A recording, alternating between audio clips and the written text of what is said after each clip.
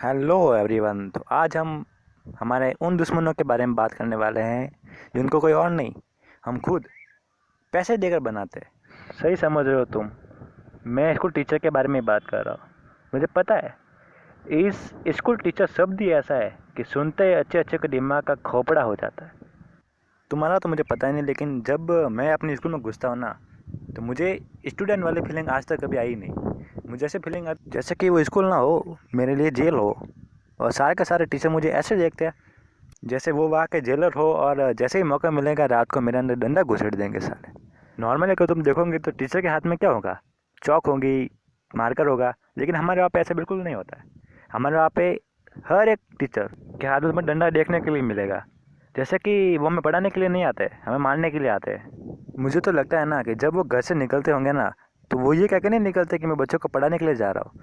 वो ये कह के निकलते कि मैं सारे के सारे भेड़ बकरियों को चराने के लिए जा रहा हूँ। अरे उन्हें बताओ यार कि वो टीचर है, भैंस चराने वाला नहीं है।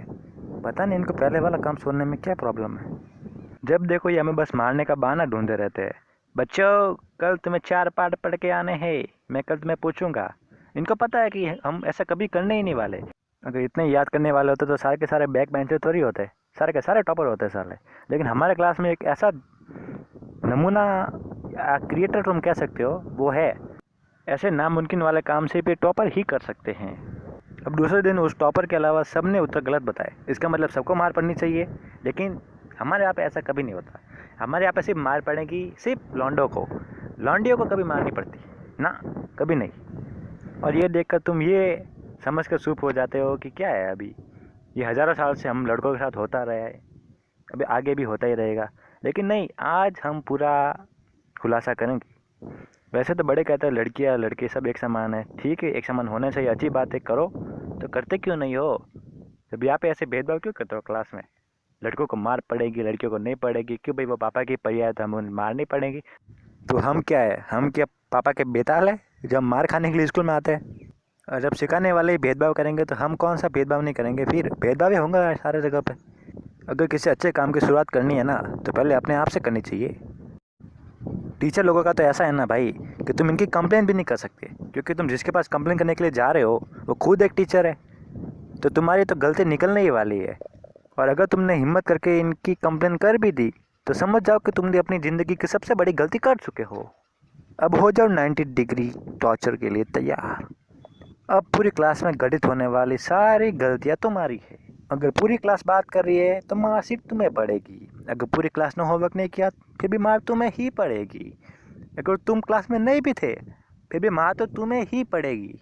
और अब तुम इन सारे टॉर्चर से तंग आकर ये सोचोगे कि मैं फिर से एक प्रिंसिपल के सामने कंप्लेन करूंगा, तो तुम ये लाइफ लाइन खो चुके हो।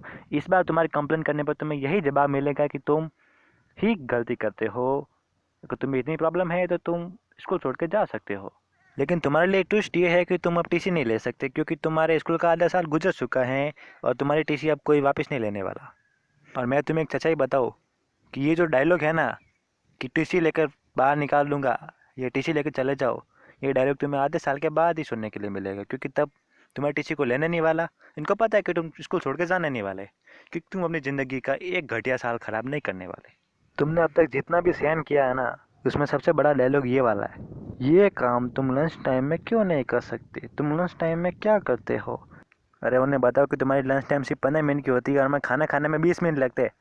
अरे हम मूव तो कर नहीं पाते लंच टाइम में, और क्या हम बाकी के काम कर लेंगे?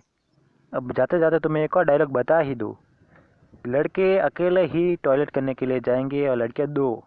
किस लिए भाई? क्यों? उनको कौन देखने के लिए आएगा? जो तुम्हें एक और सिक्योरिटी गार्ड चाहिए साथ में तुम्हें, क्यों भाई? उनको देखने के लिए जाएंगे और हमें कोई नहीं देखेगा क्या? उनकी इज्जत इज्जत है तो हमारी इज्जत क्या है? सुअर की समझ जाओ तुम लोग क्या कहने वाला था मैं। बस बहुत हो गया, इससे ज़्यादा मैं कहने नहीं वाला, क्योंकि मुझे स्कूल भी जाना होता है। लेकिन तुम लोग सब्सक्राइब किए बिना कहीं नहीं जाओगे। सब्सक्राइब कर दो यार, कुछ भी उठा कर मारो, कुछ भी करो। सब्सक्राइब करने के पैसे थोड़ी लगते हैं, यहाँ पे तुम्हारी इज्जत थोड़ी कम हो जाती है। अगर तुम्हारे साथ भी स्कूल में ऐसा होता रहा है तो लाइक करो यार, कमेंट करो। मिलते हैं नेक्स्ट वीडियो में, तब तक के लिए अलविदा।